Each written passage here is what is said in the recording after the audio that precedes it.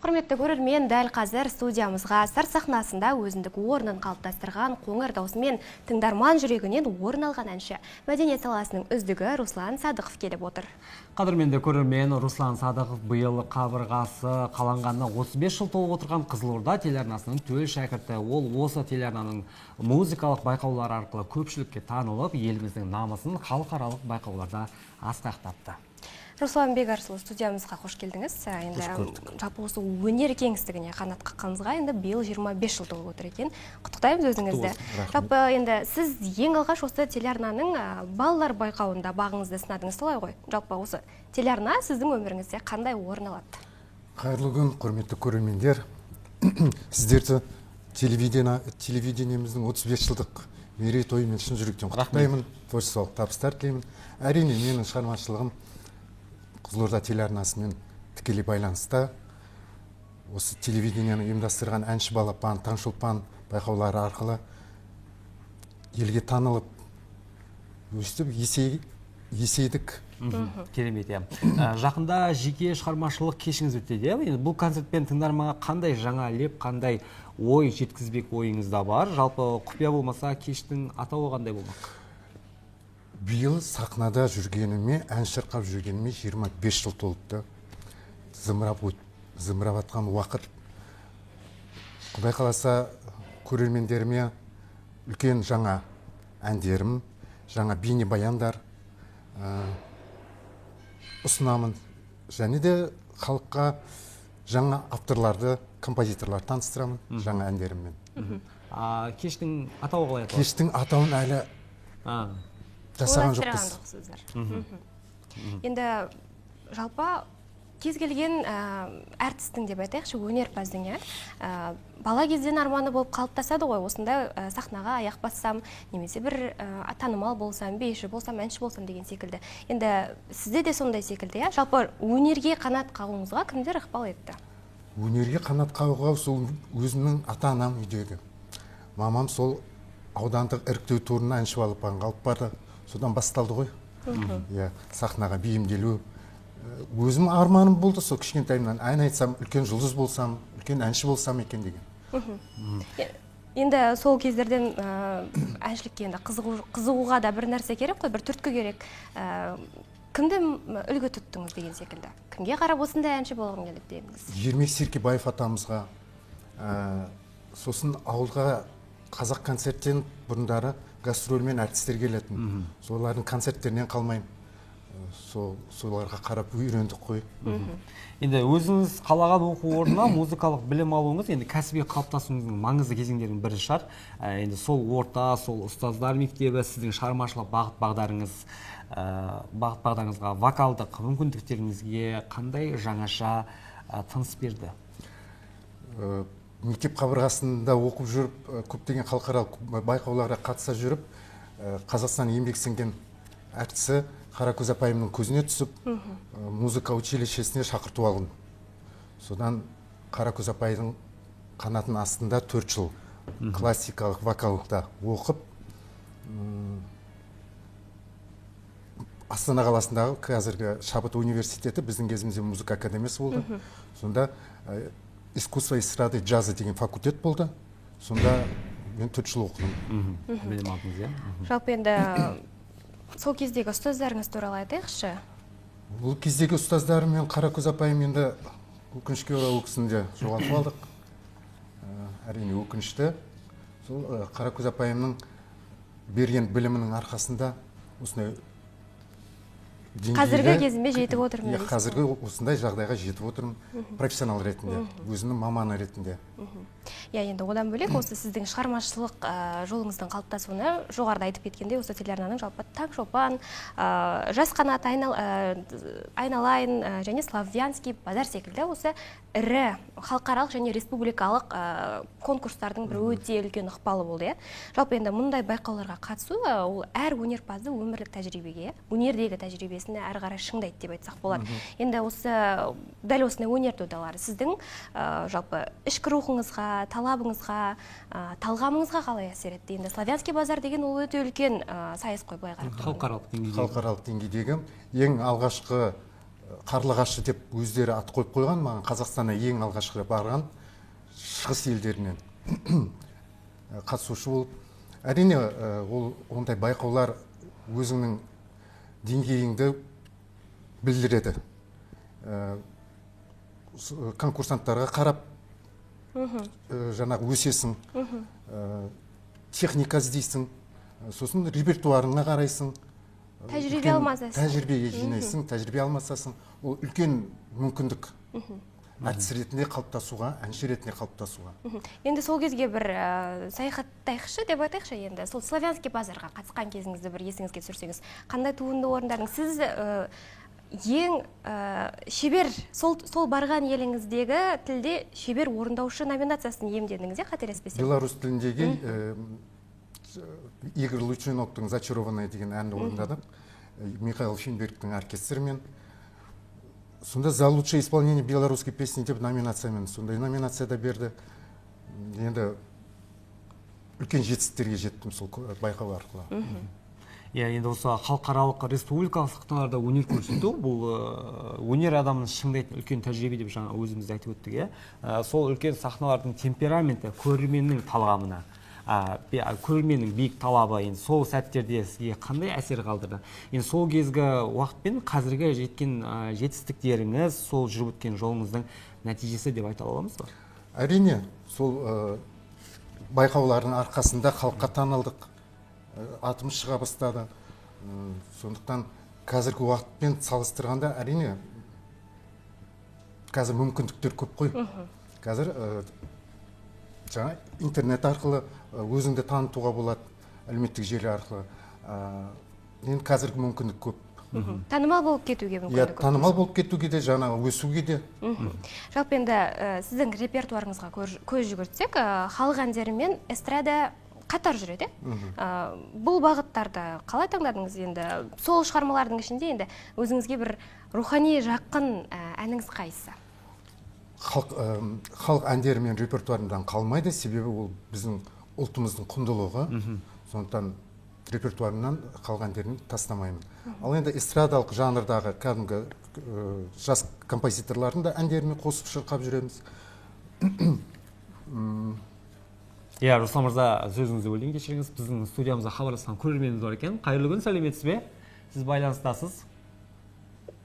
Ассалаумалейкум. Уағалейкум ассалам. Мен сұрақ қойын деп, Алматы қаласынан хабарласып тұрамын ғой. Алматы қаласынан жақсы. Алматыда әңгесін қоям екен. Соны сұрайын деп едім. Алматы қаласынан концерт беру жоспарыңызда бар ма дейді? Жоспарда бар. Астана қаласы мен Алматы қаласында осы шығармашылығым 25 жылдығын үлкен деңгейде өткізуге сол Алматы мен Астана қалаларында таңдап отырмыз, Құдай қаласа. Осы биыл? Биыл. Тамаша. Енді репертуарыңыз туралы сөз қозғап жатырмыз ғой, жалпы осы жаңа әнді репертуарға қосу ол бір үлкен жауапкершілік. Сіз ең бірінші не нәрсеге мән бересіз енді? Ең бірінші мен әннің сөзіне мән беремін. Ең бірінші сол сөзге қараймын қатты. Сосын әнге де қарайсың. Сосын оның аранжировкасы бар, өңдеу. Соған да қатты талғаммен қараймын. Жаңағы студияда жұмыс жасаған уақытта жаңағы аранжировка жасайтын жігіттер, жаңағы ақындарымыз, жаңағы композиторларын бәрін бірге жинаттырып отырып, сонымен ақылдасып жасайтын тірліктер. Үлкен жауапкершілікпен қарау керек репертуарға.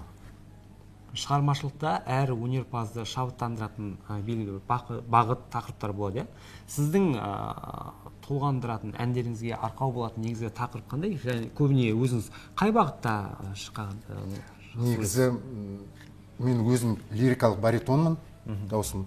Сондықтан лирика жаққа қарай көп, репертуарымда лирика әндері көп.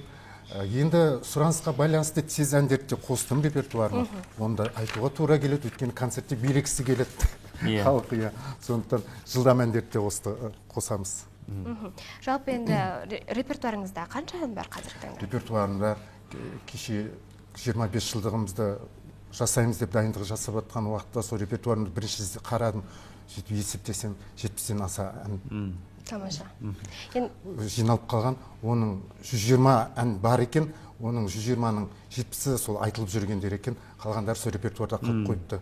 Оларда жаңа әндер көп шырқалмаған. Құдай қаласа халыққа жеткіземіз деп ойлаймын. Жақсы. Енді осы алдағы концертте енді тыңдарман жаңа айттыңыз әлі тақырып әлі белгісіз деп, бірақ жоспарлау барысында осы қалай өткіземіз деп ақылдасу барысында көрермендерге көбіне қандай жаңашылдықтар күтеді көрермендер? Бұл кештің енді сахналық көркемделуіне, оның жаңа идеялық желісіне мән бересіздер ме? Әрине, облыстық мәдениет басқармасымен де ақылдасып отырмыз, сондықтан режиссерлар бар, бимен көркемдейтін бишілеріміз бар. Сондықтан ол кісілермен де тағы ақылдасу үстіндеміз. Енді бұл концертімді мен құдай қаласа халыққа ерекше жасағым келіп отыр. Ерекше форматта, сосын халықпен тілдесу арқылы, сырласу арқылы жасағым келіп отыр. Құдай қаласа жақсы жаңалықтар болады. Оны қазір айта бермей-ақ қояйық. Күпә болып қала тұрсын. Тосын сый болсын дейсіз ғой. Енді жалпы осы 25 жылдық өнер жолын бір кешке, бір сахнаға енді оның барлығын тоғыстыру өте қиын жұмыс қой. Енді сол кезден бергі жиналған еңбек, тәжірибе, ізденіс осының барлығын жалпы концерт мазмұнында қалай көрініс таппақ? Енді дайындық жұмыстары қалай жүріп жатыр? Дайындық жұмыстар сол режиссермен жұмыс жасалып жатыр. Ол кісі сценарийін дайындап жатыр. Онымен әлі ақылдасамыз. Сосын жаңа бимен көркемдейтін бишілер жаңаға сол бишілермен биіміз дайындап жатырмыз. Ол да үлкен дайындықты талап етеді. Үлкен жауапкершілік қой бұл. Дұрыс айтасыз. Жаңа өзіңіз айтып өттіңіз, өзіңізде жаңағы қазіргі заман талабына сай жылдам әндерді де өз репертуарыңызға қосуға тырысып жатырмын деп. Енді қазір енді көрерменнің, тыңдарманның талғамы жыл сайын өзгеріп жатыр ғой. Жалпы осындай жаңашылдыққа өзіңіз қалай қарайсыз?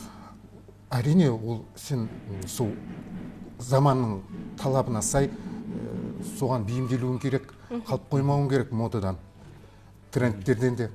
Сондықтан талап ету керек өз-өзіне адам. Енді осы жақында сіздің жаңа бейнебаяныңыз жарық көреді. Сол туралы айтса, қандай ән, қандай тақырыпта, авторлары кім деген? Екі бейнебаян түсірілді. Бүгін құдай қаласа біреуін презентациясын жасаймыз көрермендерге. Екінші әнге де бейнебаян түсірілді, дайын. Ол да жақын арада көрерменге ұсынамыз. Оны да тұсауын кесіп жасаймыз құдай қаласа. Енді бүгінгі тыңдайтын ән «Періште қыз» деп аталады. Өлеңін жазған өзіміздің Жаңақорғандық ақын жігіт Ерсұлтан Мұсафаев, әні түркістандық Алмас Мұхтарұлынікі.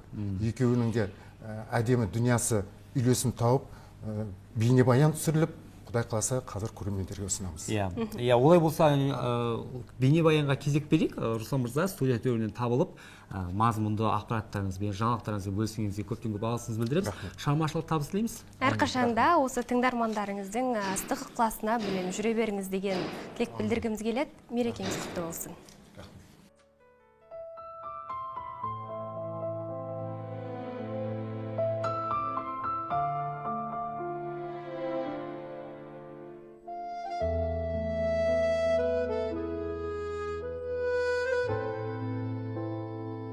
Жүрекпен жүрек сырласқан, сезіммен үнсіз мұңдасқан, есіме сені салады, сағыныш сыйлап түнгі аспан.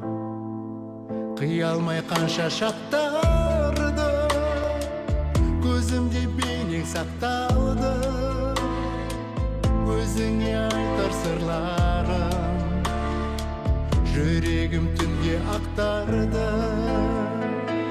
періштем сенісің көктегі, емдейді бір мұң тек мені, айықтыр мені бәрінен, сүйемін сүйем тек сені, періштем сенісің көктегі, емдейді бір мұң тек мені, айықтыр мені бәрінен, сүйемін сүйем тек сені. Көңілім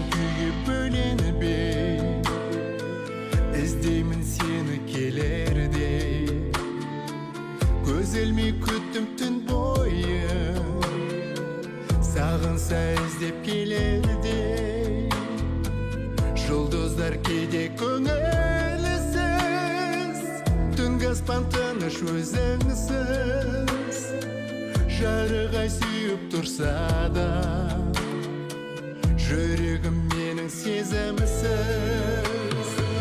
Періштем сенісің көктегі, емдейді бір мұң тек мені, айықтыр мені бәрінен, сүйемін сүйем тек сені.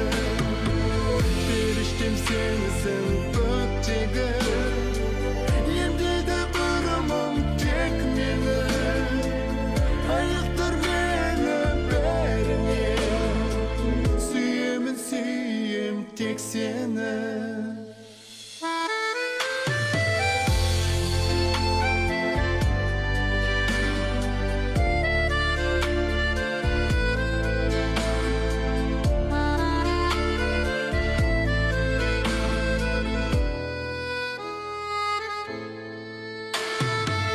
Періштем сенісің көктегі, емдейді бір мұң тек мені, айықтыр мені бәрінен, сүйемін сүйем тек сені. Періштем сенісің көктегі, емдейді бір мұң тек мені, айықтыр мені бәрінен, сүйемін сүйем тек сені.